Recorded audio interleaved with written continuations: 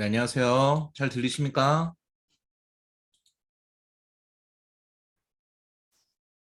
잘 들리십니까? 잠시만요. 네, 좋습니다. 잠깐만, 저 배경을 안 쓰고 싶은데 잠시만요. 잠시만, 가상 배경. 배경 어떻게 없애지, 이거? 여기 있다. 예. 네, 자, 강의 노트를 펼치겠습니다.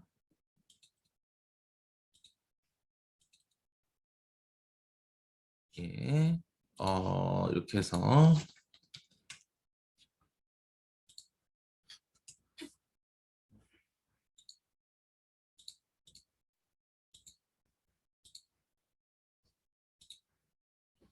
자, 우리가 이제 지난 시간에 이렇게 히든 레이어를 쌓는 법을 배웠어요. 그쵸? 어제 저랑 같이 이제 면담, 중간고사 면담을 하신 분들은 이제 히든 레이어에 대해서 많이 물어봤었죠. 이 히든 레이어 만드는 게 제일 중요합니다. 그리고 이게 바로 우리가 딥러닝을 하는 이유가 되겠어요. 자, 히든 레이어를 이렇게 쌓는다라는 걸 우리가 다 배웠고, 이걸 행렬 연산으로 수행한다까지도 다 했습니다. 예, 그래서 코드가 나오는데, 우리 코드는 제가 보도록 하고, 뭐, 예, 코드를 한번 볼까요? 그러면 직접? 우리 마지막 시간에 우리 콜앱에서 실제로 우리 한번 짜봤죠? 예, 그렇게 히든 레이어를 쌓으면 되는데, 자, 보세요. 우리 그 히든 레이어 쌓는 것에 대해서 우리 수학적으로 어떻게 의미를 가지는지 우리 한번 하나하나 우리 한번 체크하면서 보겠습니다. 볼게요. 이게 W1이라는 걸 만들었는데, 뭐 이 앞에 있는 건 TF. 베리어블, 이런 거는 텐서플로우 1.5 버전에 쓰던 그 명령어들입니다. 그래서 이런 명령어 자체는 무시하시고 이 행렬 사이즈만 보세요. 제가 여러분들 그 이해하기 좀 편하게 여기 색깔을 맞췄습니다. 깔맞춤을 시켰어요. 저 인풋은 2, 이 2는 이 빨간색 요거로 해당한 거고, 파란색이 10이라고 보이시죠? 이 파란색은 이거 가운데를 의미하고, 녹색은 이 제일 마지막을 의미하고, 그래서 색깔과 관련 있는 레이어를 제가 색깔을 맞췄습니다. 자, 첫 번째 히든 레이어 W를 우리가 2라고 한다는 2,10이라고 한다는 건 뭐냐면, 우리 이 자리에 인풋이 들어와서 요게 여기 하나 하나 하나 이렇게 하나씩 들어간다는 거죠. 지금 얘가 지금 1로도 들어가고 1로도 들어가고 쭉 해서 마지막까지 다 들어갑니다. 총 10개가 들어가는 거고요. 그럼 여기서는 각각에 대해서는 2 by 1짜리를 가지고 있는데, 각각 모두 다 이렇게 2 by 1짜리를 가지고 있는데, 얘네들을 책꽂이에 책을 쌓듯이 한 열로 쭉 쌓으니까 이게 2 by 10이 된다. 2 by 이렇게 10이 된다라는 겁니다. 그래서 이렇게 W1의 행렬이 이렇게 나오는 거고요. 바이어스는 우리가 유니색에서는 똑같다 그랬죠? 이거 하나하나마다 동그라미 하나마다 우리 바이어스 하나씩 있으니까 이거 총 바이어스 몇 개? 10개가 된다라는 걸 알 수 있고, 따라서 이 첫 번째 히든레이의 결과는 이렇게 10개 사이즈의 히든 벡터로 나가니까 이게 녹색의 입장에서는 그 10개짜리의 세로 벡터로 받아줘야 되죠. 그렇기 때문에 이 오는 사이즈가 10이기 때문에 이 녹색에서 받는 사이즈도 10이어야 된다. 그래서 얘가 지금 10이에요. 그래서 보시면 알겠지만 논리적으로 요게 10이면 얘가 무슨 소리죠? 유닛이 10개 있다는 소리죠. 유닛이 10개 있으니까 바이어스가 10개 있어야 된다는 소리죠. 여기 파란색 유닛이죠. 근데 그 10개가 있으면 이 첫 번째 히든레이어 출력도 10개 사이즈이기 때문에 받는 애도 10개로 받아줘야 된다라는 겁니다. 그래서 요거 값이 10인데 여기 20으로 바뀌면 얘도 20이 돼야 되고 얘도 20이 돼야 돼요. 무슨 의미인지 아시겠죠? 그래서 요 동그라미 하나밖에 없으니까 한 줄로 이게 세로로 있고 해서 10 by 1이 되고 바이어스는 한 개만 있는 것이다. 그래서 1, 2 이렇게 되겠습니다. 그래서 요거 빨간색과 파란색과 녹색의 색깔의 이 숫자가 빈칸으로 되어 있더라도 여러분께서는 알아맞힐 수 있어야 되죠. 이게 우리가 한 거랑 똑같아요. 우리 nn.linear라는 함수를 우리가 배웠었잖아요. 이제 그걸 쓰는 것과 이제 동일하다고 보시면 되겠습니다. 예, 예, 예. 혹시 질문 있으실까요? 자, 질문 있으실까요? 질문 없으시면 제가 그럼 그 다음 예제를 한번 넘어볼게요. 자, 요건 제가 조금 더 레이어로 여러 개 한번 쌓아봤어요. 이것도 제가 여러분들 중에서 많은 학생들에게 이제 중간 대면 때 제가 많이 질문했던 부분이죠. 2칸짜리가 들어왔어요. 근데 얘가 지금 여기 10개 하나씩 점점점점점점해서 모두 다 이렇게 들어가요. 그래서 얘는 각각의 분홍색은 2 by 1짜리가 있는 거니까 걔가 지금 10개가 있으니까 책꽂이에 책을 쌓듯이 쭉 가로로 쌓으면 2 by 10이 되고, 그 다음에 바이어스는 유닛의 개수만큼 존재하니까 10개가 존재하고 그럼 얘가 10개 사이즈로 가로 벡터 나올 테니까 이 보라색으로 들어갈 때에는 이 하나하나가 10개의 사이즈로 받아줘야 되기 때문에 그러면 이게 10이 돼야 되고 그래서 요거가 분홍색은 다 이렇게 이 부분은 이렇게 숫자가 같아야 된다. 분홍색이다. 아시겠죠? 저 분홍색은 다 같은 숫자여야 돼요. 그럼 이제 중간에 보라색으로 들어왔는데 보라색은 유닛이 5개니까 10바이 1짜리가 5개의 책꽂이에 책이 쌓이니까 10바이 5가 되고 유닛이 5개니까 바이어스도 5개고 그럼 얘도 나가는 출력의 벡터도 이제 5 사이즈가 됩니다. 그럼 그 5 사이즈가 하나씩 들어가서 제일 끝까지 들어가는데 이 파란색은 지금 8개가 있네요. 8개. 그래서 5바이 1짜리가 요거 하나하나마다 세로 벡터가 있을 텐데 걔가 지금 8개가 쌓이니까 5,8이 되고 그럼 바이어스도 8개가 되고 그럼 세 번째 히든레어의 아웃풋은 총 8개 사이즈가 되니까 이 녹색에서는 8바이 1짜리 세로 벡터가 있어야 얘를 선형 결합을 할 수 있고 유닛이 하나니까 책꽂이에 책을 쌓을 때 책이 하나밖에 없는 거고 그 다음에 바이어스는 1개 이렇게 되는 겁니다. 자 이제 레이어를 많이 쌓을 때도 어떻게 할지 이제 감이 오시죠? 예 그렇습니다. 제가 지금 여러분이 보기에 제가 지금 뭘 제일 하고 싶은 것 같습니까? 저 지금 머리 자르러 가고 싶어요. 어제 집에 못 가는데 예 아주 그냥 바빠 죽겠습니다. 예 죄송해요. 예 아주 화면을 비디오로 보고 있는데 머리 너무 기네. 빨리 자르러 가야지. 수업 끝나고. 네, 자 이거 재밌죠? 예, 재밌어요. 근데 요거 히든레이어 쌓는 건 제가 옛날에 수업 시간에 말씀드렸지만 이게 히든레이어라는 개념은 여기 이 강의 노트에 보시는 것처럼 1969년에 마빈 민스키라는 MIT 교수님이 펄셉트론이라는 책에 이미 이 내용을 얘기한 거예요. 물론 그때는 텐서플로우 같은 것도 없고 아무것도 없으니까 저렇게 코드를 짤 때 어떻게 한다는 말은 안 했지만 일단 저런 히든레이어라는 개념을 저 행렬의 개념으로 설명을 해주셨어요. 우리가 이론으로 하는 내용들은 다 마빈 미스키 교수님이 이때 한 거라 보시면 되겠죠. 자, 그런데 그게 끝이 아니에요. 그게 끝이 아니고 만약 그렇다면 저렇게 우리 딥러닝이니까 히든레이어 한 20개 정도 쌓으면 딥러닝이라고 하는데 그럼 이거 20개 쭉 연결하면 되는 거 아니냐. 옛날에 이론도 다 있다는데 그럼 1969년에 딥러닝이 떴어야지 왜 이제서야 딥러닝이 뜨느냐 하면 바로 이것 때문에 그래요. 이게 우리가 액티베이션 함수라고 해서 이 S라는 걸 중간중간에 끼워 넣잖아요. 이렇게 끼워 넣습니다. 이렇게 액티베이션 함수를. 근데 이 액티베이션 함수라는 건 우리가 시그모이드를 써요. 자, 시그모이드는 뭐라 그랬죠? 어떤 값이 들어오면 0에서 1 사이로 만들어주는 게 시그모이드입니다. 그렇죠? 0에서 1 사이로 만들어주는 거. 그러면 우리 아버지가 저한테 예를 들어서 100억을 물려주셨어요. 100억. 100억. 우리 아버지가 하이닉스를 다녀서 사장님이 되셔서 100억을 벌어서 저한테 물려주셨습니다. 그러면 제가 만약 시그모이드다. 그럼 어떻게 되죠? 최대 1원만 제 자신한테 물려주는 거예요. 그러니까 저게 문제가 뭐냐면 학습을 할 때 우리가 그 인풋에 어떤 데이터가 들어올지 모르잖아요. 우리 지금까지 학습할 때 인풋으로 넣었던 값들이 뭐가 있죠? 뭐 당뇨병 환자 데이터 넣었었고 그 다음에 뭐 몇 시간 공부했고 족보가 몇 년 치고 막 이런 데이터를 넣었었어요. 그러면 그 숫자들이 과연 어떤 범위를 가져야 되느냐인데 이게 중간에 시그모이드가 막 끼어 있기 때문에 얘는 인풋이 무슨 값이든지 간에 아웃풋을 무조건 0에서 1 사이로 만들어 버려요. 그러니까 나중에 뭐 여러분이 만약에 진짜 딥러닝을 전공한다. 뭐 반도체 관련된 AI를 전공한다라고 하면 요게 지금 인풋 값을 어떻게 만들어 줘야 되느냐?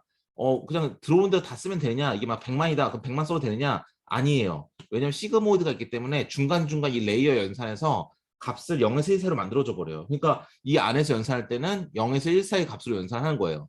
그러니까 아무리 큰 값이 있어봤자 거의 1에 가까운 값으로 뭉개질 뿐이에요. 그러니까 학습 성능이 좀 별로 안 좋아지거든요. 그래서 저 딥러닝 할 때에는 데이터가 0에서 1 사이로 들어오는 게 제일 좋긴 합니다. 일반적으로.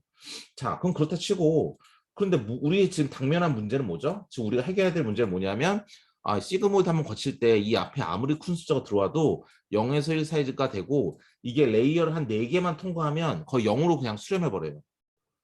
0으로 수렴하면 우리가 그 그라디언트 디센트 메소드 W 값을 계산하기 위해서는 뭐 W에다가 뭐 함수를 코스트 함수를 뭐 편미분한 거를 반영한다 그랬는데 이 편미분해서 W를 구할 때 우리가 이 함수에서 이 X 값 자체를 어떻게 유도할 수가 없어. 왜냐하면 사라져 버리니까. 그래서 W라는 걸 업데이트 할 수가 없어요. 그래서 이게 뭐라 부르냐면 그라디언트 베니싱 프로블럼이라 부릅니다. 매우 중요한 건데요. 중간에 시그모이드 함수를 액티베이션 함수로 썼기 때문에 값들 자꾸 0에서 1 사이로 자꾸 후려친다. 값이 자꾸 0에서 1 사이로 막 후려쳐지니까 자꾸 0으로 실험하죠. 그러니까 거기에 있는 웨이트 값도 학습할 수가 없다. 그래서 레이어가 4개 이상 되면 학습이 잘 안 되는 뭐 그런 경우가 생겨버립니다. 그래서 사람들이 요거 때문에 이거를 언제 발견했냐면 저도 잘 모르는데 뭐 1980년대에 일본에 있는 무슨 수학자가 뭐 이걸 발견했다나 뭐 그렇습니다. 왜냐하면 그때 저도 대학교 다닐 때 생각이 나는데 제가 국악번이니까 인공지능은 2002년도에 들어왔거든요. 인공지능 때 저희 교수님이 뭐라고 설명해 주셨냐면 뭐 1980년대는 인공지능이 성능이 한계가 있다. 어느 정도의 성능을 넘을 수 없다라고 뭐 일본에 있는 수학자가 뭐 증명을 했다. 뭐 그런 말이 있었어요. 아마 뭐 이런 게 아닐까 싶은데 그래서 사람들이 이때는 1980년대는 우리가 일반적으로 뭐 인공지능의 암흑기라 부릅니다. 그때는 사람들이 인공지능을 전공하지 않았어요. 제가 여러분께 얘기를 들은지 모르겠지만 저 대학 다닐 때는 인공지능이 되게 인기가 없었어요. 왜 인기가 없냐? 인공지능 뭐 재밌는 것 같고 솔직히 이름이 좀 멋있죠. 뭐 컴퓨터과는 특징이 뭐냐면 전공 이름이 좀 뭐랄까? 딱 껍데기만 봤을 때는 좀 재밌어 보여요. 뭐 전공 이름이 그래픽스, 가상현실, 뭐 데이터베이스, 뭐 인터넷, 네트워크 뭐 이러니까 뭔가 좀 있어 보이는데 하지만 까보면 다 확률과 뭐 선형대수와 수학의 범벅인데 어쨌든 이때 인공지능 그럼 그래도 좀 이름이 멋있으니까 인기가 많을 것 같은데 왜 인기가 없냐면 지금 생각해 보면 저도 이제 석사 때는 인공지능을 전공하지 않았으니까 지금 생각해 보면 사람들이 인공지능을 어떻게 생각하냐면 저게 안 될 것 같은데 아까처럼 이제 액티베이션 함수라든지 이런 수학적인 한계 때문에 안 될 것 같은데 솔직히 우리 반도체 공학과나 전기전자공학부나 뭐 컴퓨터과나 이거 되게 취직이 잘 되죠. 거의 뭐 취업 깡패인데 뭐 그렇게 취직이 엄청 잘 되는 과인데 굳이 내가 되지도 않을 전공을 해서 내 몸값을 낮추고 싶진 않다라는 생각이 있었던 거예요. 예를 들어서 되게 인기 없는 전공이 그래도 전기전자공학과 안일 수도 있을 거고 뭐 반도체 공학과 안일 수도 있겠죠. 그래서 컴퓨터과도 인공지능이 이름은 멋있고 뭔가 그럴싸해 보이지만 저걸 전공했을 때 과연 내가 졸업하고 나서 뭐 이거 조금 성능 좋게 만든다고 해서 회사에서 뭔가 매력 있게 보진 않잖아요. 여러분 며칠 전에 그 KT에서 네트워크망 끊겨가지고 점심시간에 한 20분 정도 안 된 적 있었잖아요. 라우팅 테이블 잘못 건드렸다 그러는데 그게 이제 인터넷에서 나온 문제거든요. 근데 저희 때는 이제 인터넷이 제일 인기가 많았어요. 그때 이제 초고속망이 깔릴 때라서 그래서 네트워크나 인터넷은 지금 당장 눈에 보이게 되는 거고 취업도 엄청 잘 되니까 뭐 네트워크나 인터넷을 전공해야지 아니면 유튜브 비디오 스트리밍 하는 이제 비디오나 멀티미디어를 전공해야지 취직이 잘 된다. 약간 이런 게 있어서 그쪽 많이 몰렸어요. 근데 그래서 인공지능은 저는 아직 뜬구름 잡는 얘기고 내가 굳이 이렇게 취직이 잘 될 수 있는 전공도 있는데 또뭐 딱히 뭐 재미없는 것도 아니고 그런데 굳이 내가 저렇게 내 몸값을 낮추는 저런 전공을 할 필요가 있나 해서 많이 안 했던 걸로 기억을 해요. 그게 바로 이제 이런 문제가 있었기 때문에 사람들이 잘 될 것 같음에도 불구하고 그리고 이렇게 중간중간 히든 레이어가 끼어들면 비선형적으로 분류가 잘 된다고 이론적으로는 당연히 알겠지만 이 시그모드 때문에 자꾸 값이 0에서 1사로 바뀌어버리네. 아주 미치겠네 하면서 얘 때문에 성능이 떨어진다라고 생각을 했어요. 그래서 어떻게 했느냐? 해결 방법은 아주 간단합니다. 거의 이건 뭐 초등학교 수학으로도 해결할 수 있을 정도 해결을 해버렸어요. 뭐냐? 우리 시그모이드 중간중간 히든레이에서는 시그모이드 쓰지 말고 우리 렐루란 함수를 쓰자. Rectified Linear Unit. 뭐다? 요거 녹색 쓰자. 뭐냐? 시그모이드가 이게 빨간색이에요. 뭐 마이너스 무한대에서 무한대로 x 값이 들어오면 우리 출력은 0에서 1 사이로 해줘라 이건데 녹색을 쓰면 내가 액티베이션 시키지 않을 거면 다 그냥 0으로 만들어줘 버리고 액티베이션 시킬 거면 내가 들어온 만큼 다 그 다음 레이어로 넘겨주자는 거예요. 예를 들어서 우리 아버지가 100억을 물려주셨어. 100억 아까처럼 우리 아버지가 하이닉스에 입사해서 열심히 일해서 주식도 막 오르고 그래서 100억을 버셨단 말이야. 그럼 그 100억을 가지고 저한테 물려주시는데 뭐 증여세 때려 맞겠죠. 뭐 세금 좀 내고 남은 돈으로 이제 내 돈이 되는 건데 아니 100억을 물려줬으면 시그모이드에 집어넣으면 1원밖에 안 되지만 100억을 물려주셨는데 이게 만약 액티베이션이 됐다면 쭉 녹색 함수는 그 다음 레이어에 100억을 그대로 넘겨주는 거예요. 즉 시그모이드가 이진 분류 때 썼던 이유는 뭐냐면 0.5로 나눈다는 통일된 기준을 위해서 만들어졌던 거고 지금 중간에 히든레이어에 끼어 있는 액티베이션 함수는 굳이 시그모이드를 고집할 이유가 없다는 거죠. 그냥 입력이 있으면 입력이 들어온 대로 그대로 출력해주고 뭐 그렇게 할 수 있는 근거를 마련해 준다라고 보시면 되겠습니다. 네, 그래요. 자, 거기고요. 이게 이제 전부입니다. 자, 그럼 딥러닝이 지금 이 시대에 이건 옛날에 한번 설명을 했던 것 같은데 왜 이렇게 떴느냐 이런 얘기해 보려고 해요. 예, 딥러닝이 왜 이렇게 떴느냐? 첫 번째, 이 쭉 나눠서 이 위에 있는 두 개는 이제 외적인 요소입니다. 외적인 요소, 바깥외, 외적인 요소. 밑에 있는 두 개는 딥러닝 내부 요소예요. 자, 옛날에 마빈 미nsky 교수님이 1969년도에 처음 히든레어를 만들었대요. 근데 그 시절에는 히든레어 만들어 봤자 1960년대 컴퓨터가 어땠을 것 같습니까, 여러분?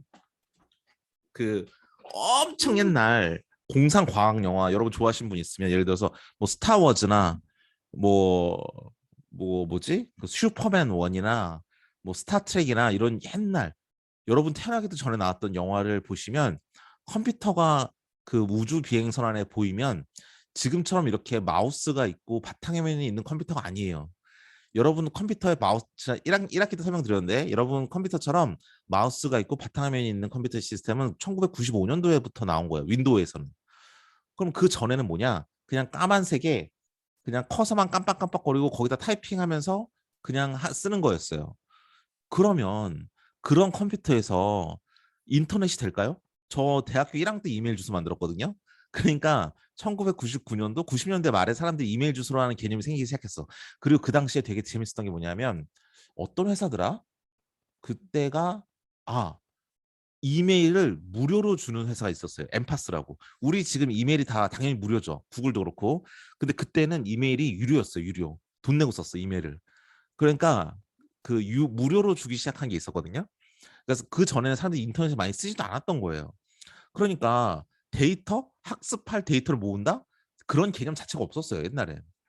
컴퓨터도 지금 뭐 화면에 이미지도 하나 못 띄우는데 마빈 미nsky 교수님은 히든레어를 만들었지만 지금 현실 사람들이 그걸 비디오를 처리하고 이미지를 처리하고 꿈도 못 꾸실 겁니다 아마 아직 살아계셨다면. 그래서 이거는 이제 그 예전에는 아예 데이터셋 자체가 없었다. 근데 지금은 데이터셋이 너무 많은 게 너무 많을 뿐더러 굉장히 많고 심지어 그 많은 데이터 중에서 어떤 걸 사용해야 좋을지가 고민해야 되는 그런 시대에 살고 있다는 거죠. 그래서 옛날에는 이제 데이터셋이 충분하지 않았다는 문제가 있었는데 지금은 이 문제 해결이 됐어요. 외적으로. 그 다음에 이제 컴퓨팅이에요. 컴퓨팅인데 이건 뭐냐면 여러분 그 지금 하는 예제 실습은 여러분 노트북이나 이런 데서 되지만 맨 마지막에 나오는 생성망 같은 경우는 여러분 노트북으로는 안 돼요. 데스크탑이나 좀 고성능 컴퓨터를 써야 되거든요. 좋은 컴퓨터를 써야 된다는 거예요. 얘가 여러분 중에 혹시 오버워치 하시는 분 있으십니까? 오버워치? 오버워치 하시는 분. 뭐 여러분 뭐 게임한다고 제가 뭐라 하지 않습니다. 예, 오버워치 하시는 분 있나요? 없나? 오버워치 하시는 분 없어요? 예, 여러분 혹시 게임 안 좋아하세요? 게임? 예, 예전에 했었죠. 그래서 요새 오버워치 지났지. 오버워치 언제 유행했지? 한 2년 전? 예, 2년 전쯤에 유행했어요. 자, 오버워치 하면 여러분 데스크탑에 게임방에 하셔도 컴퓨터 사양이 좋아야 돼요. 좋아야 돼. 컴퓨터 사양이 진짜 좋아야 되거든요. 근데 컴퓨터 사양이 좋아야 되기 때문에 GPU가 기본적으로 들어가 있어요. 여러분 만약에 집에 있는 데스크탑에서 오버워치를 하셨던 분들은 저런 GPU라는 걸 썼을 거예요. 저건 뭐냐면 GPU는 그래픽스 프로세싱 유닛이라 해서 그래픽스 연산을 위한 거예요. 그럼 갑자기 그렇죠. 아니 왜 갑자기 딥러닝 하다 생뚱맞게 그래픽스를 얘기하십니까? 하는데 사실 그래픽스라는 분야가 사람들이 굉장히 많이 뜬 게 언제냐면 그 영화 산업이 뜨면서 떴어요. 특수효과 CG. CG 때문에 그래픽스가 떴거든요. 근데 그게 여러분 기억나는지 모르겠지만 막 심영래 옛날 심영래 감독이 막 그래픽스 화려한 영화 만든다고 막 그런 적 있었잖아요. 그때가 가만히 생각해보면 1990년대 중반이에요. 근데 아까 얘기했지만 그때 컴퓨터는 이제 겨우 마우스 달리기 시작하는데 무슨 영화 특수효과 같이 어마어마한 계산을 어떻게 하겠어요? 못하겠죠. 그때 그래서 그때 그래픽사 연구원에서 뭐라 생각했냐면 아니 개인용 컴퓨터에서 응? 개인용 컴퓨터에서 이제 바탕화면도 띄우기 힘든데 지금 90년대 컴퓨터로는 그런 컴퓨터로 무슨 근데 지금 시장 상황에서 소비자가 원하는 건 이제 영화 특수효과 같은 그런 어마어마한 그래픽을 원해. 말도 안 되는 일이죠. 너무 괴리가 크잖아. 그래서 어떻게 했냐면 그래픽스만을 위한 하드웨어를 따로 만들자 한 게 GPU예요. 얘는 뭐냐면 이 안에 그래픽스를 위한 3차원 행렬 연산이 그래픽스를 혹시라도 나중에 공부하실 분이 있으시다면 그래픽스 공부해보면 다 그냥 행렬입니다. 행렬 연산이에요. 행렬 연산이나 외적 막 이런 거 해요. 막 벡터 연산. 자, 그것만 하는데 그거 연산에 최적화된 하드웨어를 만든 거예요. 그래서 저거를 그냥 끼우자. 컴퓨터 똥컴이니까 똥컴에 뭘 기대하냐. 걔 아무리 빡세게 잘 해봤자 다 안 나오니까 그래픽스만을 위한 하드웨어를 새로 만들자는 게 GPU예요. 그러니까 이름이 앞에 G자 붙은 거예요. 근데 이게 행렬 연산에 최적화됐다 그랬잖아요. 그러니까 딥러닝도 히든레이 연산이 행렬 연산이잖아. 그러니까 이게 이제 딥러닝이 뜨면서 GPU도 왕창 떴어요. 여러분 요새 GPU 가격이 엄청나게 중고가도 엄청나게 뛰고 있는데 왜 그러죠? 아시는 분? 신문에 많이 나오는데 GPU 값이 요새 엄청 많이 뛰고 있습니다. 왜 그럴까요? 그렇죠. 비트코인 채굴 정확합니다. 정호철 학생. 그렇죠. 곽성 학생 정확합니다. 요새 다 비트코인 채굴한다고 다 GPU를 써요. 저도 이제 비트코인을 논문도 몇 번 써본 적이 있는데 비트코인은 되게 어려운 수학 문제를 주고 그걸 풀게 해요. 컴퓨터 자동으로. 풀면 코인을 주죠. 채굴한다 그러잖아요. 그럼 채굴 때문에 쓰는 건데 그렇게 고속의 연산을 하기 위해서 또 저 GPU를 써요. 그렇기 때문에 GPU가 요새 거의 품귀 현상이 일어났습니다. 저 GPU를 만드는 제일 유명한 회사가 미국에 있는 엔비디아라는 회사입니다. 엔비디아. 여기도 보시면 테슬라, 엔비디아 테슬라라 써 있죠. 이게 이제 GPU인데 이 GPU가 요즘에는 고속 연산 때문에 이제 비트코인 채굴에도 많이 쓰이고 그다음에 딥러닝 연산에도 많이 쓰이고 요새 핫하다는 거에서 다 쓰이죠. 그래서 이 가격이 엄청 많이 뛰었어요. 옛날에 제가 알기로 이거 중고로 사면 한 80만 원 정도 했었는데 뭐 한때 400만 원까지 뛰었나? 그래요. 예, 엄청나게 많이 뛰었습니다. 가격이. 이 엔비디아에서만 거의 독점적으로 만들기 때문에 엔비디아에서 아무리 빡세게 밤새도록 만들어도 이 수요 공급을 못 맞춘다고 들었어요. 그래서 엔비디아 주식 가격이 2016년대 폭등을 하거든요. 왜 하필 2016년일까요? 그때 알파고가 나왔잖아요. 2016년 3월에 알파고가 나왔거든요. 그런 사람들이 다 이제 딥러닝을 연구하기 시작하면서 다 GPU를 쓰기 시작하니까 가격이 엄청나게 많이 올랐죠. 그때부터 엔비디아 주식도 많이 오르고 예.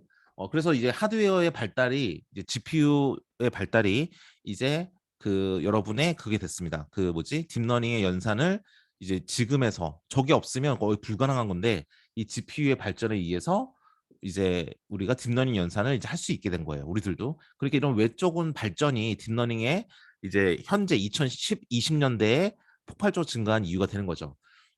여러분이 반도체 공학과니까 나중에 주문형 에이직 같은 걸 전공하시면 아니면 하드웨어 설계 같은 걸 전공하시면 디지털 시스템이나 저는 GPU 같은 거 만드는 회사에 가실 수도 있어요. 나중에 엔비디아에 가실 수도 있는 거고요. 미국에서 공부하신다면 하이닉스에서 뭐 잘 되다가 어쨌든 그렇습니다. 그래서 GPU가 있고요. 사실 뭐 얘기를 좀 더 하자면 저가 그 여러분 혹시 게임 중에서 여러분 이전 세대 여러분보다 한 5살 많은 사람들은 스타크래프트라는 걸 했을 거예요. 혹시 들어보신 분 스타크래프트 들어봤을 세대인가 여러분? 스타크래프트 스타크래프트 혹시 해보신 분? 스타크래프트랑 게임 해보신 분?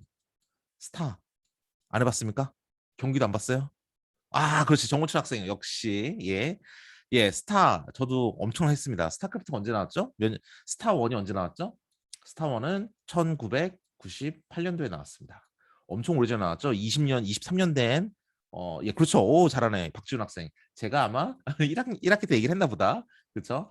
저 때에 제가 원래 99학번인데 1999년 이제 고려대 입학을 했는데 원래는 재수했어요. 그래서 98학번이어야 되는데 재수할 때 스타가 나왔어. 해가지고 수능을 봐서 고대 왔는데 99년대 다시 왔는데 점수가 떨어졌어. 점수가 오히려 떨어졌어. 왜냐? 맨날 재수해서 학원 안 다니고 맨날 게임방 가서 게임만 하니까 점수가 떨어지죠. 근데 스타 원이 1998년 나왔는데 스타 원이 나오면서 진짜 대학가 문화가 바뀝니다. 말씀을 드렸는지 모르겠지만 이전에는 다 당구장 문화였는데 이때부터는 다 게임방 문화로 바뀌어요. 그래서 게임방에서 주로 많이 모였는데 제가 아는 형 중에서는 하루에 열 몇 시간씩 스타마하다가 허리 나가가지고 공익 가는 형이 있었어요. 다들 부러워했죠. 근데 스타원이 이렇게 많이 파급된 이유가 여러 가지가 있는데 스타원 해보신 분 알겠지만 뭐 찾아보셔서 동영상 봐도 알겠지만 그래픽이 되게 허접해요. 그래서 오히려 좀 귀여워 보이는 맛이 있어. 그쵸? 약간 카카오톡 이모티콘 같은 느낌이 나요. 그러니까 얘네들이 똥컴에서도 돌아가. 요새 스타원 여러분 혹시 하시는 분들 있으면 그 알겠지만 SD 카드에 스타원이 다 들어가요. 게임 하나가. 근데 오버워치 어때요? 오버워치는 GPU 돌려야 되죠. 기본 사양이 GPU가 있어야 돼. 무슨 차이가 있을까? 스타원은 저렇게 조그만 메모리를 사용하니까 게임방 같이 저사양의 컴퓨터에 빠르게 보급이 되니까 게임방에서 돌리기가 엄청 좋아요. 왜냐면 컴퓨터 싸구려짜리를 돌려도 게임할 수 있으니까. 그래서 막 폭발적으로 늘어났던 거고, 스타2부터 인기가 사그라든 이유 중에 하나는 그런 것도 있어요. 그래픽 화려하게 만든다고 이제 사양이 높아지는 거죠. 컴퓨터 사양이. 근데 오버워치 같은 경우는 기본적으로 슈팅 게임이잖아. 슈팅 게임. 총 쏘는 거죠. 3D로 3D 그래픽스 총을 쏘는 거예요. 달리면서. 자, 총을 쏘는 게 사람의 눈에 볼 때에는 민감도가 제일 높대요. 그러니까 눈에서 민감한 걸 느끼는 정도가, 총 쏘는 슈팅 게임은 조금이라도 딜레이가 있으면 사람이 되게 민감하게 반응을 한대요. 왜냐면 쏘는 거니까 이게 자기 눈에 바로바로 들어와야 되잖아요. 그래서 GPU가 기본 사양이 굉장히 높습니다. 예, GPU 이용 발전에 그래서 여러 가지 재밌는 얘기가 많아요. GPU는 나중에 뭐 또 얘기할 기회가 있으면 얘기하고요. 자, 이 위에가 이제 외적인 요소고, 내적인 요소는 우리가 방금 얘기한 것처럼 원래는 히든 레이어를 많이 못 쌓는다는 게 1980년대 논리였고, 그렇기 때문에 한동안 AI 연구가 없었지만, 지금은 아까 말했던 렐로라는 함수를 쓰면서 이제 사람들이 히든 레이어를 쓰고 히든 레이어를 많이 쌓을 수 있고, 그럼으로써 이제 딥러닝 연산이 가능해졌다라는 겁니다. 자, 그것뿐만 아니라 여러분 보시면 알겠지만, 우리 예전에 설명을 드렸을 수도 있는데요. 그 이런 거 연산을 보시면 알겠지만, 여러분 여기에 만약에 2차원짜리 이미지가 들어왔다면 어떨까요? 2차원짜리 이미지. 그럼 얘가 여기도 들어가고, 그렇죠. 우리 행렬 연산하듯이 여기도 들어가고, 여기도 들어가고, 여기도 들어가겠죠. 그럼 얘는 W도 예를 들어서 그냥 요렇게 만들었다고 합시다. 이렇게 만들어서 얘는 얘끼리 곱하고, 얘 X고 얘가 W니까, 또 얘는 얘끼리 곱하고, 요 위치에 있는 애는 얘끼리 곱하고, 요 위치에 있는 애는 얘끼리 곱한다 라고 한다 하더라도, 그렇게 곱해서 WX, WX, WX, WX 다 더한 다음에 하나의 값을 만들어서 여기 바이어스 더해서 시그모이드를 씌우면 하나의 값으로 나오죠. 그럼 이 첫 번째 히든레이어를 통과하는 순간 4개짜리 벡터로 한 줄로 돼버려요. 그러니까 이게 뭐가 문제냐면, 이걸 문제는 내가 이 앞에 아무리 2차원이 들어오건 3차원이 들어오건 4차원이 들어오건 얘가 하나하나 유닛에 들어가서 나왔을 때는 유닛의 결과값은 하나의 값이기 때문에 그 다음 레이로 갈 때는 이게 한 줄짜리 1차원 벡터로 넘어가요. 자, 입력은 아무리 높은 차원을 입력을 받더라도 첫 번째 히든레이어 출력이 1차원 벡터로 나오기 때문에 이미지가 다 뭉개져요. 근데 딥러닝 할 때 여러분 제일 많이 쓰는 게 뭐죠, 요새? 다 이미지 처리잖아. 그렇죠? 뭐 물체를 인식한다든지 뭐 이런 거잖아. 자율주행 차량 다 이미지인데, 이미지를 다 못한다는 소리야. 1차원으로 입력받으니까. 이게 제일 큰 제약이거든요.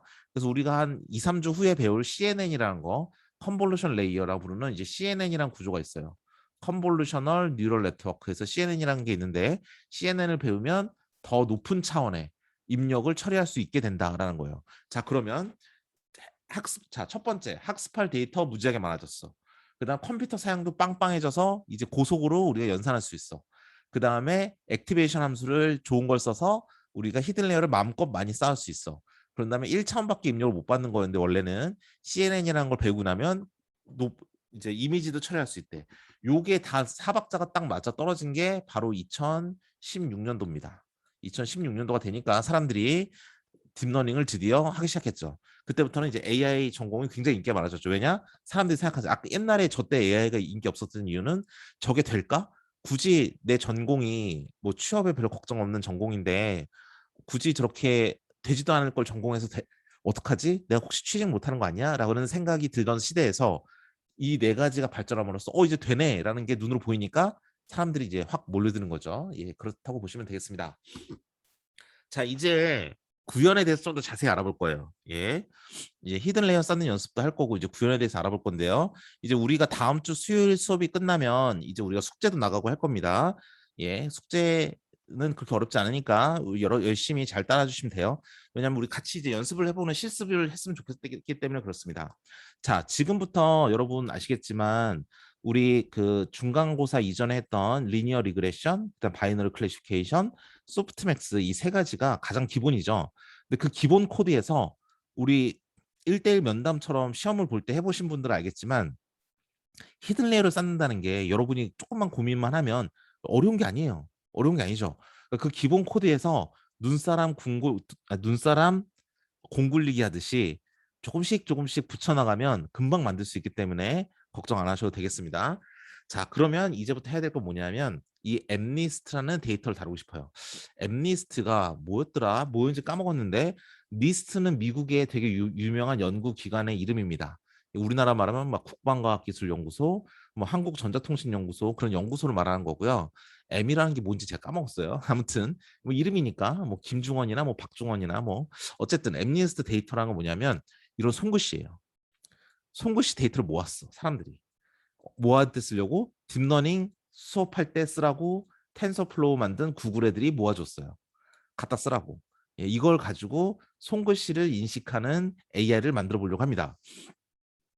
자, handwritten images and their labels라고 나와 있죠. handwritten 이미지, 자 손글씨예요. 손글씨 이미지인데 그리고 그들의 레이블이 있어야 되죠. 인공신경망이 있으면 학습시킬 때 X 언더바 트레인이 있으면 Y 언더바 트레인도 있어야 되잖아요. 그렇죠? 그러니까 이게 X 언더바 트레인이고 Y 언더바 트레인이에요. 자, 트레이닝 데이터는 5만 5천 개를 줬대요. 그러니까 손글씨 이미지를 5만 5천 개를 준 거야. 뭐 평균적으로 손글씨가 이 아라비아 숫자 손글씨거든요. 0부터 9까지 총 10가지 종류가 있어요. 그러면 평균적으로 5,500개씩 있겠네. 0이라는 숫자가 5,500개, 1이라는 숫자가 5,500개, 2라는 숫자가 5,500개, 쭉 5,500개씩 있을 거예요. 자, 5,500개씩 있는데 얘네들은 엠니스트는 여러분 같이 딥러닝을 처음 접하는 사람들이 제일 쓰기 쉬우라고 만든 거라서 보면 알겠지만 이 뒤에 배경도 다 하얀색으로 깔끔하게 다 날려줬어. 숫자도 이렇게 비틀어져 있지 않아요. 그리고 막 잘려 있지도 않아요. 여러분 이제 사진 찍어서 실제로 딥러닝에 쓰려고 하다 보면 김중원을 찍었다 하더라도 제 얼굴 반으로 잘릴 수도 있는 거죠. 그런 데이터가 들어올 수도 있는데 얘는 그런 것도 없어. 일부러 학습 잘 되라고. 그러니까 데이터를 정말 정성껏 잘 만들어 준 거예요. 게다가 흑백이야. 흑백이면 좀 더 좋습니다. 원래. 그리고 가운데만 이게 까맣게 이렇게 정자로 딱 써서 크기도 다 비슷해. 전체 한 80% 정도 되게 사이즈 나와요. 그다음 뒤에는 하얀색으로 다 날려주고. 그러니까 이 이미지가 제일 성능이 좋은 이미지라고 보시면 돼요. 교육용으로 쓰는 제일 좋은 이미지 셋입니다. 근데 얘는 픽셀의 사이즈가 28 바이 28이야. 그래서 얘를 가만히 뜯어보면 요 하나하나의 값이 0으로 돼 있죠. 0일수록 뭐다? 0일수록 흰색. 지금 여기 보시면 알겠지만 0.7, 뭐 1 이렇게 돼 있는데 1에 가까울수록 검은색을 의미합니다. 그래서 이런 식으로 돼 있으니까 처리하기가 되게 쉽다라고 보시면 되고요. 그리고 이미지만 주나요? 그들의 레이블을 준다 그랬죠. 우리 A, B, C 구별하는 소프트맥스 만들 때 해봤는데 셋 중에 하나를 구별할 때는 3 사이즈 벡터를 만든 다음에 1의 위치에 따라서 그게 A인지 아닌지 B인지 아닌지 C인지 아닌지를 알아맞춘다라고 했어요. 그래서 얘는 10개 중에 하나를 구별하니까 10개 사이즈 만든 다음에 1의 위치에 따라 정해주는 거예요. 자, 1의 위치가 제일 앞에 있다. 그럼 얘는 0이에요. 0자리부터 시작하니까 배열은. 그래서 얘는 0인 거고 얘는 0, 1, 2, 3, 4, 5. 다섯 번째 자리에 1이 있네요. 그래서 얘는 5를 의미하고요. 얘는 0, 1, 2, 3, 4 해서 네 번째 자리 1이 있죠? 그래서 얘는 4가 되는 거고요. 0, 1 되니까 얘는 첫 번째 자리가 되는 거고요. 이렇게 레이블을 만들어줍니다. 아시겠죠? 자, 그래서 레이블도 있고 이미지도 있어. 근데 트레이닝 데이터랑 테스트 데이터를 나누네요. 우리 맨 처음에 리니어 리그레션 할 때 뭘 했냐면 코드를 보시면 기억나시겠지만 1,1을 넣으면 얼마? 10. 기억나시죠? 뭐 2,1을 넣으면 뭐가 나왔죠? 20. 그다음에 3,3을 넣으면 뭐가 나왔죠? 30. 그럼 4,3을 넣었 이렇게 해서 학습이 다 끝난 다음에 그럼 테스트할 때는 4,4를 넣었을 때 40 가까운 값이 나오느냐 이걸로 우리가 그 리니어 리그레션 만들었던 거 기억나시죠? 그럼 얘 이거 세 개 뭐 한 거죠? 요 세 가지 데이터로 트레이닝을 한 거예요. 이 세 가지 데이터 트레이닝한 거야. 1, 1을 넣으면 10이야. 2, 2를 넣으면 20이야. 3, 3을 넣으면 30이야. 이렇게 딱 해놓은 다음에 학습을 다시 시켰어. 그럼 4, 4로 뭐 한 거예요? 얘를 지금 테스트한 거예요. 아시겠죠? 그러니까 얘는 그러니까 트레이닝을 다 시켜놓은 다음에 트레인 시킨 이 모델이 정말 정확한지 아닌지 테스트를 하고 싶으면 이렇게 하는 거예요. 자, 그래서 트레이닝용으로 5만 5천 개를 가지고 학습을 다 시킨 다음에 나중에 10,000개를 집어넣고 네가 10,000개 중에 몇 개를 알아맞혔느냐로 이 인공지능의 성능을 보겠다는 겁니다. 아시겠죠? 자, 여기까지 질문 있으시면 질문 받고 넘어가도록 하겠습니다. 뭐 이 데이터 어디서 가져오나요? 어디서 가져오냐면 가져오는 방법을 이제 코드상에서 파이썬 코드상에서 이제 보여드릴 거예요. 걱정 안 하셔도 됩니다. 교수님 질문 있습니다. 네, 질문 주십시오. 그 처음에 할 때는 그 가정을 2,3으로 두고 나중에는 2,10으로 둘 때도 있고 2,8로 둘 때도 있고 그런데 그러면 뒤에 뭐 3, 8, 10 이런 거는 어떤 기준으로 결정하는 건가요? 아, 자, 제가 질문을 제대로 이해했는지 한번 다시 물어볼게요. 요거 여기에서 지금 학생이 질문하는 건 이거죠. 요 8, 요런 거, 5 이런 숫자는 어떻게 정하는 것이냐? 수학적인 기준이 있느냐? 네네. 그걸 물어보는 거죠. 네, 네. 답은 없습니다. 없어요. 이게 없는 이유가 너무 무책임한 거 아닙니까? 그게 아니라 솔직히 그 우리 코스트 함수 맨 처음 배울 때 했었는데 이런 게 있어요. 뭐냐면 되게 좋은 질문입니다. 예. 이게 나중에 실무에선 제일 중요한 질문 중에 하나예요. 지금 말하고 있는 게. 자, 이거를 위에 가면 어떤 경우를 우리가 봤었냐면 맨 처음 코스트 함수 설명할 때 우리 이런 경우를 봤었어요. 자, 우리가 이 커브 코스트 함수 이 그림을 딱 봤을 때 뭐라 그랬냐면 이 폭이나 정확한 사이즈는 우리가 변수가 w고 이 함수가 코스트라는 함수이기 때문에 이 코스트라는 함수가 y축에 해당하고 이 웨이트라는 게 w가 된다. 수업 중입니다. 이렇게 되는 거거든요. W에 맞게 이게 변수잖아요. 지금 이게 코스트 함수 변수죠. 변수고 Y니까 이 X 요건 지금 여기서 무시하는 거니까 XY가 지금 학생의 데이터에서 가져온 샘플이에요. 1일 때는 10, 뭐 2일 때는 15, 3일 때 40 이랬던 것처럼 그러면 요 XY 값에 따라서 요 모양이 변해요. 그렇죠?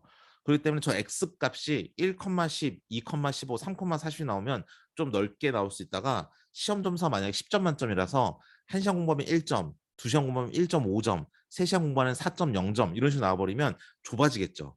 즉 이게 X, Y 값에 따라서 이 모양 자체가 변해요. 이거는 결국 뭐냐면 우리 트레이닝 할 때 데이터가 어떤 데이터인지에 따라서 이 모양이 변한다는 거예요. 그 모양이 변하다 하더라도 일반적인 모양 자체는 변하지 않으니까 그 경향성 자체는 변하지 않으니까 러닝 레인만 잘 조절을 해서 우리가 잘 학습을 하면 여기까지 올 수 있다. 이게 기본 개념인데 저것도 마찬가지예요. 저것도 어느 정도 코스트 함수라는 게 있을 건데 트레이닝 데이터를 막 집어넣어주면 우리가 여기 x, y 값을 여기는 트레이닝의 이미지, 레이블 해서 막 집어넣어주면 그러면 어떤 함수가 생길 거고 그 함수에 맞게 w 값과 b 값을 찾아주는 거예요. 그러니까 저 함수가 어떻게 생겼는지는 이 트레이닝 데이터에 달리는 거예요. 근데 문제는 뭐냐면 저 인공신경망에서 그럼 트레이닝 데이터가 값이 뭐가 들어올지를 몰라. 그걸 알면 거기에 맞게 뭔가 우리가 수학적인 테크닉을 좀 써볼 수 있을 것 같은데 우리가 모델을 만들어 온 다음에 어떤 데이터가 올지 모르니까 그 상황에서는 수학적으로 레이어를 몇 개를 쌓아야지 좋겠다라는 감이 없어요. 만약 그리고 우리가 분류기를 만들었어요. 근데 분류기를 만들었는데 예를 들어서 사과와 바나나를 분류한다. 그럼 솔직히 사과랑 바나나 분류한 건 좀 쉬워. 왜냐하면 색깔도 확실하게 차이가 나고 모양도 확실하게 차이 나고 모든 게 다 달라요. 그래서 그런 건 상관이 없거든요. 근데 사람들이 어떨 때 이제 미치고 환장하냐면 체리랑 사과랑 구별한다 보세요. 체리랑 사과는 색깔이 엇비슷해. 불그스름해. 그리고 사진을 찍을 때 이렇게 가까이서 찍으면 작은 것도 크게 보이고 멀리서 찍으면 큰 것도 작게 보이거든요. 근데 체리랑 사과를 구별하는 기준은 컴퓨터처럼 대충 이제 사진으로 봤을 때에는 아무래도 크기밖에 없어. 사과보다 큰 체리 없잖아요. 체리보다 작은 사과 없잖아요. 그러니까 크기로 구별하면 제일 좋을 것 같은데 안타깝게도 사진으로는 크기 구별이 잘 안 돼. 이런 여러 가지 문제가 있으니까 그럴 때에는 딥러닝 구조를 좀 복잡하게 써야 돼. 히든에어를 많이 써가지고 뭔가 좀 정교하게 해줘야 돼. 그러니까 결론은 뭐냐면 우리가 트레이닝하는 데이터가 사과와 바나나처럼 구별이 확실해서 쉬운 거는 히든레이어 조금만 써줘도 되는 거고 사과와 체리처럼 구별이 어려운 건 히든레이어를 많이 써줘야 될 텐데 많이 써준지 적게 쓰는지를 수학적으로 정리를 하려면 데이터를 한번 봐봐야 돼.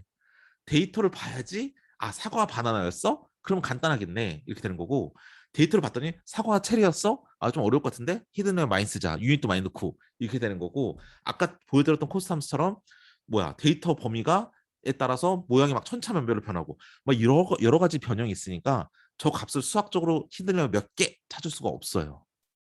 이해되십니까? 네, 교수님 감사합니다. 그 예. 웨이트 함수를 2x3로 하느냐 아니면 네. 2x5로 하느냐 그거는 어떻게 아, 결정하는 건가요? 그러니까 요건가요? 요거 잠깐만. 2x3가 네네. 어디 있죠? 그러니까 여기가 어, 어디 그러니까 말씀하시죠? 지금은 2x10으로 시작을 했는데 그렇죠. 그 2x10이죠. 이제 그러니까 저희가 직접 코딩한 코드를 보면 요거 3으로 2x3로 해야죠. 시작을 한 네네네. 세 그래서 개만 쓰는 저는 거죠. 네네 그 요거 기준이 따로 있는지 궁금해서 없어요. 아까처럼 말씀드린 질문을 것처럼 어려운 태스크일수록 많이 쓰는 거고 쉬운 아 태스크일수록 적게 쓰는 건데 비슷한 건가 그 레이어 그렇죠. 많이 쓰는 거랑 네 예, 맞습니다. 감사합니다. 예, 예. 그리고 되게 좋은 질문인데 그럼 하나 더 물어볼게요. 여러분이 생각하기에 지금 박지윤 학생이 한 질문과 좀 연장선인데 여러분이 볼 때는 만약에 보면 알겠지만 이게 행렬에서 찾아야 될 파라미터 점점 늘어나요. 하면 할수록 레이어를 쌓으면 쌓을수록 그러면 좀 더 복잡해지고 계산도 많이 들어가니까 왠지는 모르지만 좀 더 성능도 좋아질 것 같아요. 그럼 여러분한테 만약에 둘 중에 하나만 선택한 거야. 너 이거 깊게 쌓는 걸 선호하냐? 하나를 쌓되 이렇게 길게 하는 걸 선호하냐? 둘 중에 하나 골라라. 라고 하면 이거죠. 제목에 굵은 글씨 보시면 알겠지만 얘는 와이드. 아이고 뭐지? 와이드예요.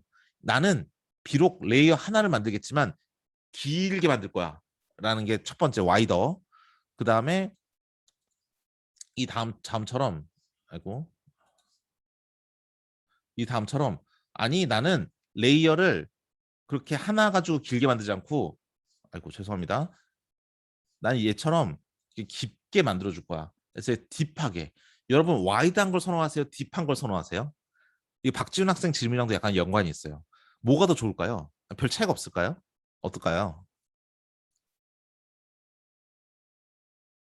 되게 중요한 질문이에요, 이거. 한 명 정도 질문 대답을 하시면 그렇죠. 권호미 학생 딥이라고 했는데요. 박지훈 학생 말도 맞습니다. 계산 속도에 따라서 제약이 있으면 그 제약에 따라서 정해주는 것도 괜찮아요. 근데 굳이 둘 중에 하나로 고르자면 딥이 맞아요. 왜냐? 딥러닝이니까 와이드한 게 좋았으면 사람들이 와이드 러닝을 했겠지. 죄송합니다. 이거 너무 재미없는 농담인데. 예, 딥이 좋아요. 왜냐? 보세요. 이 레이어 하나하나가 늘어난다는 건 뭐냐면 분류의 기준이 늘어나는 거. 제가 뭐라 했냐면 히든 레이어 하나 쌓으면 책받침 하나 더 생긴다 그랬잖아요. 그렇죠? 책받침이 계속 더 생기는 거야. 그럼 이게 뭐냐면 자 이거 예를 들면 이래요. 정확하진 않지만 개념적으로 이래. 뭐냐면 사과와 바나나를 나눌 때 처음에 여러분 기준을 뭘로 하면 좋을 것 같아요? 색깔. 그렇죠? 노란색이랑 빨간색만 구별할 수 있으면 일단 대충 한 80%는 맞을 것 같아. 뭐 청사과도 있고 바나나가 상하면 갈색이 되니까 붉은스름하게 보일 수는 있겠지만 어쨌든 노란색 빨간색으로 하면 그러면 80% 맞을 것 같아. 색깔. 두 번째 모양. 물론 바나나가 상해가지고 이게 내가 뭐 쪼물락쪼물락해서 동그랗게 만들 수 있고 사과도 사과 어떻게 이렇게 만들지? 뭐 어쨌든 이렇게 하면 또 그렇게 했지만 어쨌든 그 다음에 모양이 좀 괜찮을 것 같아요. 그 다음에 냄새 뭐 이런 걸로 쭉 나눌 수 있잖아요. 그러니까 딥하다는 건 뭐냐면 그런 기준이 점점 늘어나는 거예요. 그러니까 점점 성능이 좋아지겠죠. 당연한 거죠. 근데 와이드한 건 뭐냐면 레이어 하나를 쌓되 나는 레이어를 비록 하나만 쌓을지언정 겁나 빡세게 짜주겠다. 와이드하게 해주겠다. 이거는 무슨 뭐냐 똑같냐면 나는 사과랑 바나나를 구별할 기준이 하나인데 그거를 총 천연색으로 볼 거야. 즉 뭐냐면 색깔로 보겠다라는 기준이 있으면 그 색깔의 표현 정도를 정말 연산을 많이 써서 정말 깨알같이 디테일하게 해주겠다는 거예요. 이 뒤에는 그냥 대충 그냥 RGB로 했으면 지금은 총천연색 막 4K UHD로 보겠다. 이거랑 똑같습니다. 즉 뭐냐면 하나의 기준은 똑같대. 그 기준 내에서 얼마만큼의 정교한 연산을 해주느냐가 이 와이드하게 만드는 거예요. 아시겠죠? 박준 학생 처음 했던 질문과 이해되나요? 연결되나요? 네네 감사합니다. 네. 그리고 우리 여기 이 얘기했으니까 하나만 더 해봅시다. 뭐냐면 여러분 이게 지금 파란색이 유닛의 개수가 10개죠. 근데 지금은 우리가 XOR을 가지고 예제를 만들어서 이게 자꾸 2개짜리가 들어오는데 100개라고 한번 해봅시다. 100개. 100개가 들어왔으면 이게 히든레이어 유닛 10개짜리를 통과하면 이 하나하나의 이 동그라미 유닛셋은 100바이 원짜리가 있고 그게 유닛이 10개가 있으니까 100바이 원짜리가 10개가 책꽂이에 책을 쌓듯이 쌓일 거예요. 그럼 10개가 나오겠죠. 그럼 출력이 10개가 돼요. 그렇죠? 맞나요? 그러면 이 상황에서 보면 여러분은 뭐지? 입력이 100인데 출력이 10이 됐어. 이건 무슨 효과가 있냐면 압축 효과가 있는 거야. 압축 효과. 그래서 극단적으로 중간에 이게 히든 레이어 갑자기 하나가 0이 1이 되잖아요. 사이즈가. 그러면 예를 들어서 이 예제에서 만약에 이게 인풋이 이 사이즈가 얘가 만약에 2000이었어. 아 200 아니 대충 한 10이라 하자. 10이었어. 근데 얘가 유닛이 하나밖에 없어. 가운데. 보라색은 하나밖에 없어. 그러면 갑자기 10자리가 들어왔다가 분홍색에서 10 유지되고 그다음에 보라색에 의해서 1자리로 갑자기 쫙 압축이 돼 버려. 그럼 정보를 많이 잃어버려요. 그래서 여러분이 데이터에 대해서 선행 정보가 없고 데이터가 어떤 데이터인지 전혀 감이 없는 상태라면 그러면 웬만하면 이 빨간색 사이즈만큼은 이렇게 만들어 줘야 돼요. 그래야 압축에 의한 정보 손실이 없습니다. 여러분 파일 같은 거 이미지 같은 거 압축해 보셔서 알지만 압축하면 해상도 떨어지고 별로 퀄리티 안 좋아지잖아요. 그게 왜냐하면 주어진 디지털 신호 안에서 우리가 최대한 보존할 수 있는 만큼 최대한 보존해 주는 게 압축이에요. 그렇기 때문에 이런 압축이 일어날 수도 있다. 그러니까 히든레이어 유닛의 개수를 딥러닝이라서 딥한 게 좋으니까 깊이만 더 쌓아줘야지 하고 이거 막 작게 만들어줘서는 안 된다는 거예요. 최소한 여기 들어오는 인풋만큼은 맞춰야 된다는 겁니다. 네, 박준 학생 이것도 이해되실까요? 네, 감사합니다. 네, 좋습니다. 그럼 다음으로 넘어가 볼게요. 자, 엠리스트. 이제 이런 엠리스트 설명을 드렸어요. 자, 더 질문 있을까요? 자, 그럼 봅시다. 자, 이제부터 제가 오늘 뭘 배우냐면 이제 남은 우리 한 15분 정도 시간 동안 케라스를 배울 거예요. 우리 앞에 여러 가지 다양한 코드가 있지만 그 코드나 케라스나 다음 주 수요일은 이제 우리가 이제 좀 더 이제 케라스에 대해서 설명을 해드릴 건데 케라스를 이제 요게 바로 손글씨 만드는 코드예요. 자, 파이토치나 우리가 그 텐서플로우로 짜면 엄청 길어요. 한 3페이지 정도 돼요. 파워포인트로 캡처를 하면. 그런데 케라스로 짜면 요 보이는 126페이지 한 페이지로 끝나요. 되게 간단해져요. 자, 그런가? 한번 봅시다. 이걸 보면 여러분은 저한테 배신감을 느낍니다. 이게 바로 라이브러리의 무시무시한 점입니다. 왜냐? 라이브러리 케라스가 라이브러리 사용의 끝판왕이에요. 얘는 모든 걸 다 만들어 놨어. 여러분은 갖다 쓰기만 하면 돼요. 케라스를 맨 처음 만든 사람은 구글에 있는 사람이었어요. 그래서 그 사람이 뭐라고 말하냐면 케라스를 만든 다음에 케라스란 무엇인가에 대한 책을 썼거든요. 그 책에 뭐라 써 있냐면 블록을 쌓듯이 코딩한다 이렇게 써 있어요. 레고 블록 쌓는 거랑 똑같다.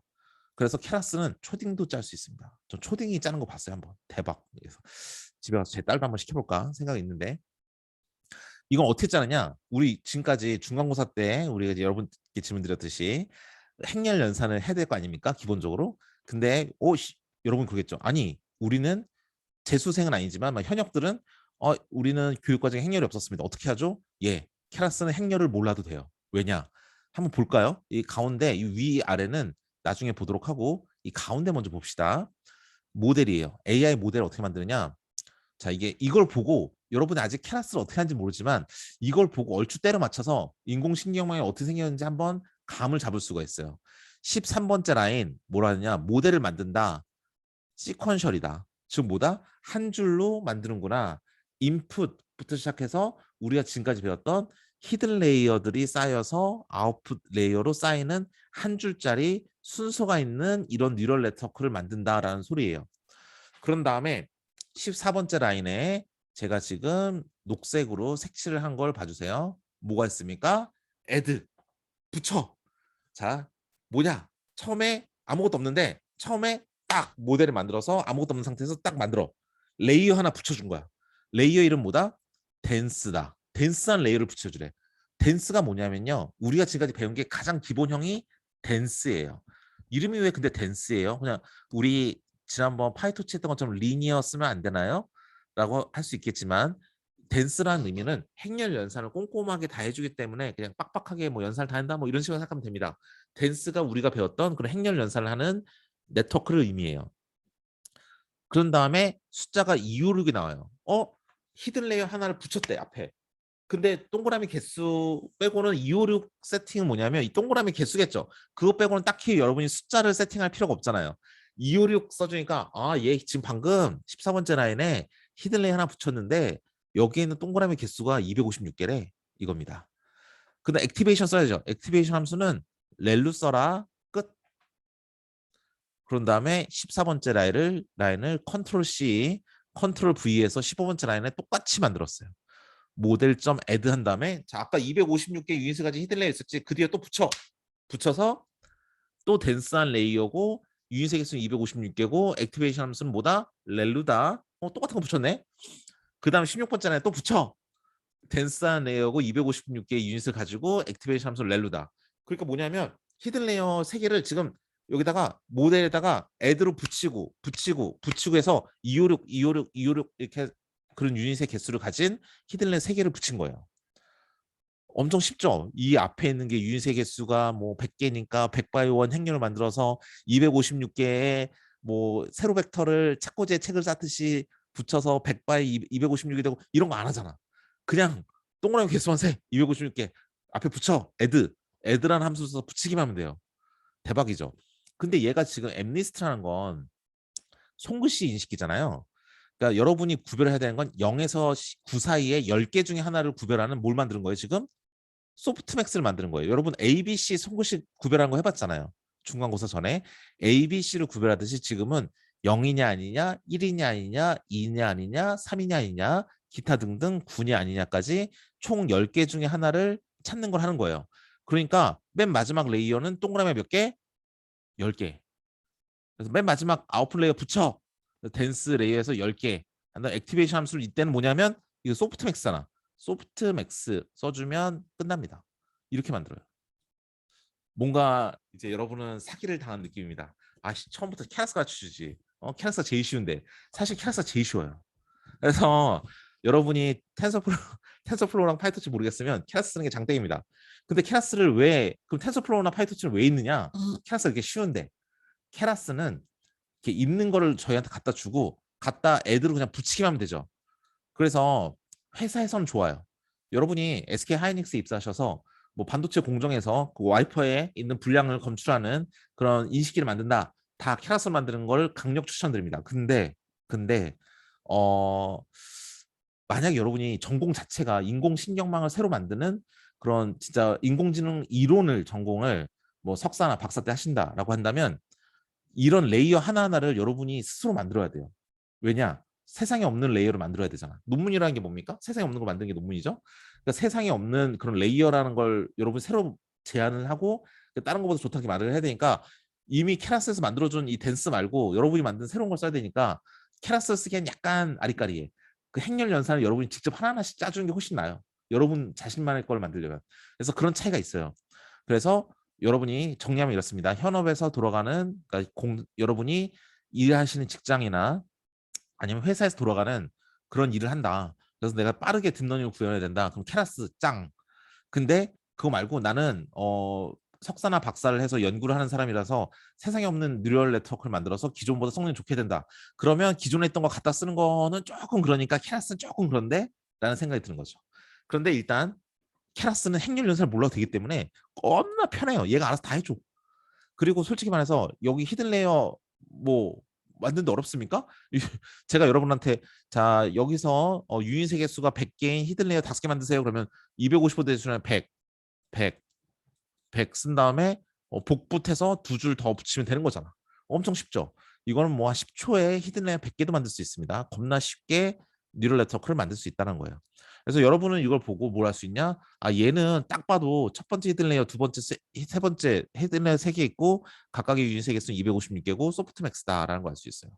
그러면 근데 얘는 이게 다 만들어 놓고 갖다 쓰는 거라서 갖다 쓰려면 좀 뭔가 좀 외워야 돼요. 그렇죠? 그래서 뭐가 있냐? 모델 그리고 제가 이거 왜 처음부터 안 가르쳐 줬느냐? 이런 용어들 있잖아요. 액티베이션이니 렐루니 이런 용어가 우리가 얘는 캐라스는 옛날에 머신러닝 때부터 있었던 게 아니라 딥러닝이 나온 다음에 생긴 거라서 그 함수의 용어가 다 딥러닝 용어예요. 그래서 좀 오늘 정도까지 수업을 들으면 이 액티베이션 함수가 뭔지 렐루가 뭔지 아니까 이렇게 써도 그냥 쭉 눈으로 봐도 이해가 다 되는데 그렇지 않으면 이해가 안 되는 거죠. 그래서 얘는 제가 맨 첫 시간에 얘기 드렸지만 우리가 AI 인공지능까지 다 나간 다음에 배우는 겁니다. 자, 그러면 이제 가운데 빨간 박스가 이해가 됐어요. 우리가 어떤 식으로 뉴럴 네트워크를 만들지 다 이해가 됐어. 완전 쉬워. 그런데 그 위에는 뭐냐? 그 인공지능에 넣을 데이터를 준비하는 과정이에요.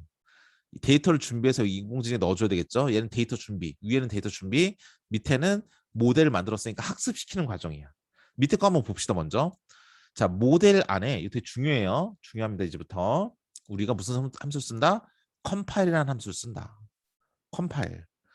그 무슨 함수 세팅이 세 가지 세팅이 있어요. 로스라는 세팅, 옵티마이저 세팅, 매트릭이라는 세팅이 있어요. 근데 여러분 딥러닝 학습은 당연히 정확도죠. 정확도를 높이는 방향으로 학습을 하는 거잖아요. 그래서 매트릭은 항상 에큐리시예요. 정확도를 높이는 학습을 하는 거예요. 그러니까 요거는 그냥 맨날 이렇게 쓰는구나라고 알면 되는 거고요. 자, 옵티마이저는 우리 맨날 옵티마이저에서 쓰면 대문자로 SGD 이렇게 쓰는 거 기억나십니까? 중간고사 공부하면서 해보셨죠? 함수 이름이 뭐다? SGD, SGD. 나 그라디언트 디센트 쓸 거야 라고 세팅해 준 거예요. 아시겠죠? 자, 로스는 뭐냐면 우리 크로스 엔트로피 함수 만들어야지. 근데 케라스에서는 크로스 엔트로피가 안 부르고 그 카테고리칼이라고 불러요. 왜냐? A, B, C 셋 중에 하나를 나누는 걸 우리 원핫 인코딩이라고 불렀잖아요. 근데 얘네들은 원핫 인코딩을 안 부르고 A라는 카테고리, B라는 카테고리, C라는 카테고리 이런 카테고리를 만든다. 그래서 카테고리칼 한 다음에 언더바 크로스 엔트로피라고 이렇게 세팅을 해줘요. 이렇게 세팅해 주잖아요. 그러면 우리 파이토치에서 봤던 대문자 F 점 크로스 언더바 엔트로피라는 함수가 얘랑 똑같은 거예요. 이게 세팅만 해주면 자동으로 코스트 함수도 여기에 세팅이 되고 돼버립니다. 대박이죠. 그럼 18번째 라인까지 이해가 됐습니다. 여러분들 이해되셨나요? 자, 다시 한번 정리. 12번째부터 17번째 라인은 모델을 만든다. 모델을 다 만든 다음에 18번째 라인에는 모델.컴파일 안에 코스트 함수 뭐 쓸지 세팅해주고, 근데 원활 인코딩은 카테고리칼이라고 부른다. 카테고리를 나누니까. 그래서 카테고리칼 언더바 크로스 엔트로피로 하고, 그 다음에 우리 맨날 SGD 썼으니까 그라디언트 디센트, 우리가 옵티마이저는 SGD라고 세팅을 해주고, 우리는 항상 정확도를 높이는 방향으로 학습을 하니까 매트릭은 에큐리시다. 이렇게 좀 끝이에요. 자, 여기까지 해줬고요. 그렇습니다. 자, 그럼 트레인 이제 학습시켜야지. 그럼 모델.점 fit이라는 함수 씁니다. fit이라는 함수가 이제 트레이닝을 하는 함수예요. 모델.fit. 그럼 여기다가 대문자 x에 해당하는 거, 대문자 y에 해당하는 걸 집어넣어요. 그러니까 얘는 뭐냐면 그 학습 인공신경망에 넣을 때 우리 1,1을 넣었을 때 10이 나오고 2,2를 넣었을 때 20이 나오고, 그러니까 얘는 뭐냐면 x 언더바 트레인, 얘는 y 언더바 트레인이 되겠습니다. 그걸 집어넣어주고 에포크는 5, 총 5번 학습해라, 5번 돌려라. 포문이 5번 도는 거예요. 근데 여러분 생각하겠죠? 왜 5번밖에 안 돌죠? 옛날에 코드 보니까 뭐 2,000번, 5,000번 이렇게 했는데 2만 번 했는데 왜 5번을 돌죠? 얘는 뭐냐면 그 케라스는 트레이닝 데이터가 엠니스에 6만 개가 있어요. 6만 개. 6만 개를 통째로 5번 돌리는 거야. 이거 지금 실제로 하면 30만 개 데이터를 쓰라는 소리입니다. 배치 사이즈. 자, 배치라는 것을 배울 거예요. 뭐냐면 이제 데이터가 옛날처럼 우리 X 언더바 데이터, Y 언더바 데이터처럼 손으로 만들지 않아요. 있는 데이터를 지금 5만 개, 6만 개를 한 방에 가져오는 거죠. 우리 다음에 수업할 때 이걸 손으로 한번 해보긴 할 텐데 이게 손으로 하는 거고요. 자, 어쨌든 배치 사이즈라는 건 우리가 또 나중에 가르쳐 드릴 거니까. 벌보스라는 건 뭐냐면 학습하는 과정을 눈으로 보고 싶다라는 겁니다. 이렇게 하면 20번째 라인처럼 하면 학습이 그냥 자동으로 돼요. 자, 22번째 라인은 이제 모델.점 이밸류에이트, 그러면 함수 이름이 스포일러라서 얘는 평가해 주는 겁니다. 테스트 해 주는 거. 자, 1,1 대 10, 2,1 대 20, 3,3일 때 30이야? 그럼 4,4일 때 40 맞아? 라는 거 넣은 거죠. 그래서 얘가 4,4를 넣으면서 40을 같이 넣어줘요. 그러면서 너가 만든 게 얼마나 정확하냐라는 정확도를 뽑아줍니다. 이 함수는 제가 나중에 설명을 다시 드리겠지만 지금 시간이 좀 애매해서 중간에 끊어야 될 것 같은데, 이 함수는 결과값이 2개가 나와요. 뭐냐면 첫 번째 거는 최종 코스트 값, 두 번째는 우리가 지금 10,000개로 테스트한다 했으니까 10,000개를 테스트 이미지와 10,000개의 테스트의 레이블을 넣었을 때 10,000개 중에 과연 몇 개나 알아맞혔냐가 소수점으로 나올 거고요. 이 코스트 함수 값이 나오는데 이게 0.00 뭐 8788 뭐 이런 그냥 코스트 값이잖아요. 그러니까 이거는 어차피 봐봤자 뭐 의미가 없어서 그냥 언더바를 써서 그냥 변수도 주지 않았습니다. 파이썬에서는 변수를 안 쓰고 저렇게 언더바를 쓰면 저기에 어떤 값이 나오긴 할 텐데 무시한다라는 소리입니다. 그러니까 자리만 지켜주는 거예요. 그 다음에 에큐리시를 그래서 이렇게 뽑아왔으니까 얘를 프린트를 해주고 나오는 거고요. 그 다음에 케라스에는 우리가 텐서플로우나 파이토치에 없는 게 있어요. 그게 뭐냐면 여기 보시는 서머리라는 함수예요.